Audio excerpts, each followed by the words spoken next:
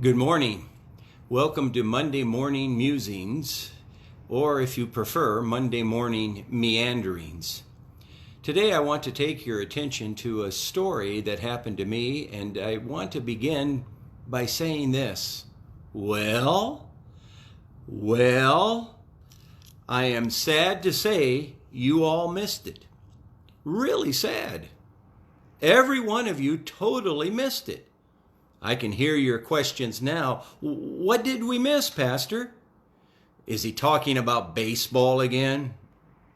Maybe it was the end of the quarantine. Nah, we would have heard about that. Was it the real meaning of Easter? Was it gathering together to worship the risen Christ on Easter Sunday? Well, we all missed that, but that's not what I'm talking about. What is your crazy pastor talking about now? Well, I'm glad you asked. This past week, deep in the gloom of our imposed exile, somehow evading the authorities and working at the church alone, I heard that we were being discouraged, to put it mildly, from even taking walks. Not wanting to be more rebellious than I already am, and feeling the frustrations of a closed gym and closed parks where I can take long walks and sing to my heart's content, I decided to get my exercise by walking the steps to the balcony of the church. Walking the steps to the balcony multiple times. Too many times to count. To make that event more enjoyable, I once again engaged the singing Booth Brothers trio on the church sound system. With no wife around to control my behavior, I sang and sang and sang loud. After several enjoyable minutes of this, I found myself drifting, walking into the auditorium to the platform where I stood in front of over 200 chairs and gave my first, my only, and my best gospel concert ever. The applause was deafening. The volume was way up. The praise was invigorating. I felt like I was singing every low note and every high note and every note in between. 65 minutes of gospel singing, and no one walked out. No one cried because of the audible pain they felt at my voice. And no wife raised her eyebrow and gave a twitch of a grin expressing, "That boy of mine, what am I going to do with him?" It was wonderful. And then it ended. The music stopped. The auditorium was silenced, except for the road noise, the sirens of the fire trucks, the creaking of the building, and perhaps some church mice running through the walls. But don't worry, ladies, I'll catch them. But one thing did not stop: my walking. I kept on walking. And I kept on walking stairs until I was finished with my planned workout. The Christian life is something like that walk. Sometimes it's full of music and laughter and joy. Sometimes the walk can be disconcerting, discouraging, and even disappointing. But we keep on walking. I really enjoy walking, and I enjoy even more my walk with the Lord. Ephesians chapter 5 speaks of walking 3 different times.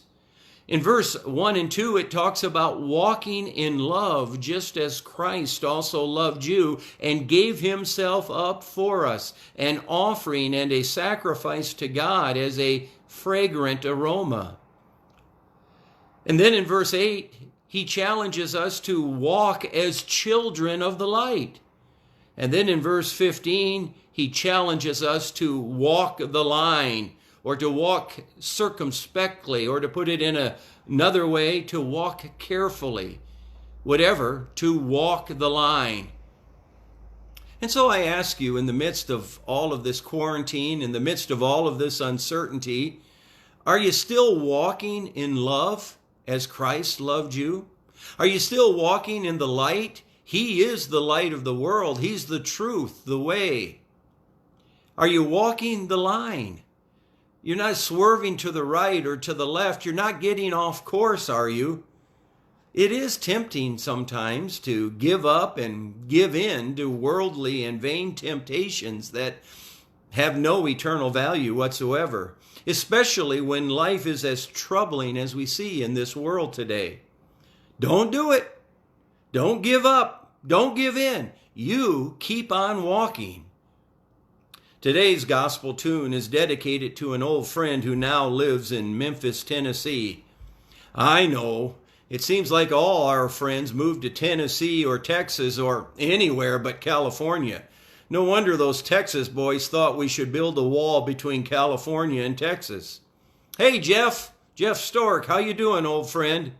Remember when we rented that pontoon boat and sang imperial tunes when that horrible storm hit somewhere in Mississippi? You keep on walking, old friend, and all my other friends who have taken their steps with Christ, you keep on walking as well. Here's how the song goes. Are you weary in well-doing, walking on the road to New Jerusalem? Are you hoping and a-praying, looking any minute for the Lord to come? And do you see a lot of pleasant-looking places where you might lay down to take a rest? And if you do, take a look at all the faces there. The sadness will tell you that it's best to keep on walking. You don't know how far you've come. Keep on walking.